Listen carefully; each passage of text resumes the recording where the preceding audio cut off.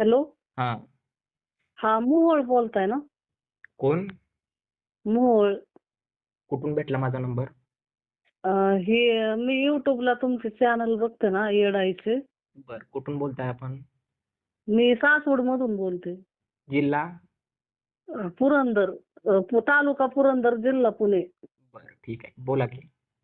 हा, म्हणलं मी पण केलं ते तुम्ही ते युट्यूबला चॅनलला टाकलं होतं ना बर. येडाईचं. तर आज 12वा शुक्रवार आहे माझा. हम्म. लय भारी वाटतंय, म्हणजे असं म्हणजे केल्यापासनं लय म्हणजे वेगळाच आनंद मिळतो त्याच्यातून. नाही, खूप म्हणजे तुम्ही श्रद्धेनं केलं त्यामुळे तुम्हाला त्यात अनुभव भेटला, कारण ती देवीची सेवा आहे.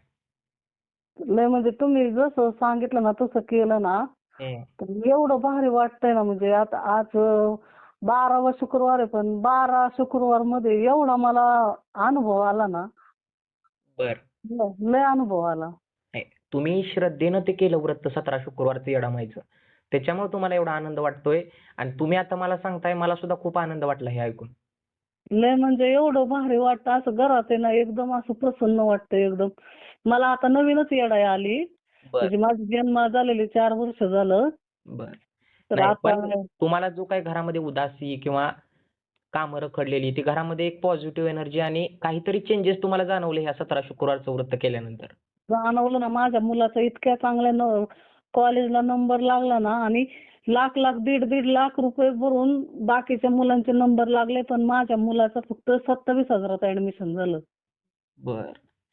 चालतंय, ठीक आहे. मला काय करा, तुम्ही संध्याकाळी निवांत फोन करा. मी जरा बाहेर आलतो पूजेला आज शुक्रवार. बरं बरं, मी उद्यापनाच्या वेळेस तुम्हाला फोन करेल, येताल का तुम्ही? हो हो, नक्की. येडामाईची इच्छा असेल तर नक्की येईन मी.